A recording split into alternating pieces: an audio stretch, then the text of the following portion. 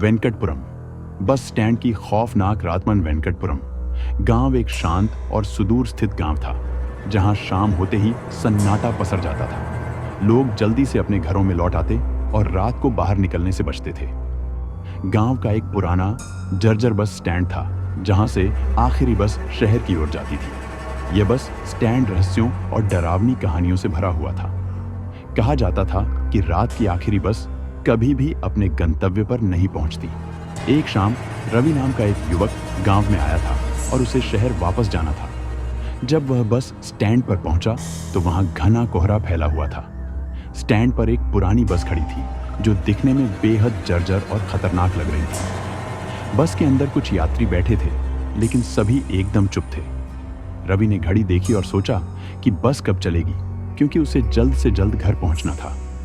रवि ने बस के अंदर चढ़ने का निर्णय लिया। जैसे ही वह बस में चढ़ा, उसे ड्राइवर ने एक अजीब नजरों से देखा। ड्राइवर की आंखों में एक अनोखी चमक थी, जो रवि को बहुत ही असहज कर रही थी। बस अब चलने वाली है, जल्दी अंदर आओ, ड्राइवर ने ठंडे स्वर में कहा।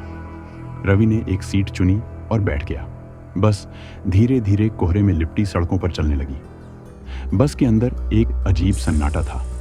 रवि ने आसपास देखा तो पाया कि सभी यात्री बिना किसी हरकत के बैठे थे, जैसे कि वे किसी गहरे विचार में डूबे हों। ये सब लोग इतने चुप क्यों हैं? कहीं कुछ गड़बड़ तो नहीं है? रवि ने खुद से कहा।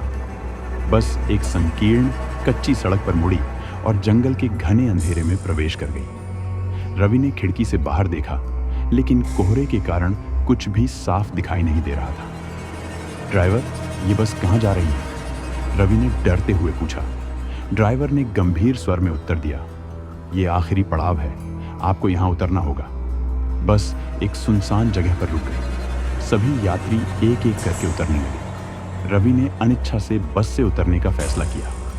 वह खुद को एक घने जंगल के बीचों बीच पाता है। चारों ओर घना कोहरा और अंधेरा था। अब मैं क्या करूं? ये जगह तो बिल्कुल सुनसान है, रवि ने परेशान होकर कहा। वह इधर उधर भटकने लगा और एक पुराना खंडहर घर देखा। उसने सोचा कि शायद वहां कुछ मदद मिल सके। घर के अंदर प्रवेश करते ही उसने पाया कि वहां पुरानी धूल भरी चीजें और धूल से भरी तस्वीरें थीं। रवि ने एक पुरानी डायरी उठाई और पढ़ने लगा। डायरी में लिखा था, ये बस मार्ग वर्षों पहले गायब हो गया था और इसके साथ ही इसके यात्री भी। वे अब इस जंगल में फंसे हुए हैं।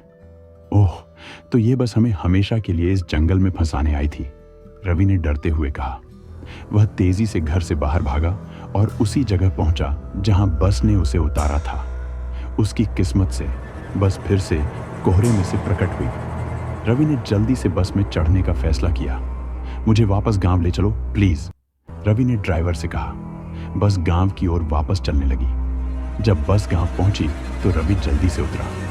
उसने बस की ओर देखा, लेकिन बस तुरंत गायब हो गई, जैसे कि कभी थी ही नहीं। अब मैं कभी रात में इस बस में नहीं बैठूंगा, रवि ने सांस छोड़ते हुए कहा। वह जल्दी से घर की ओर चला गया, जबकि गांव में लोग बस स्टैंड की खौफनाक रात की कहानियां सुनाते रहते थे। वेंकटपुरम के लोग अब समझ चुके थे कि रात की आखिरी बस सिर्फ एक छलावा थी, जो उन्हें एक अंधेरे और भयानक जंगल में फंसा देती थी।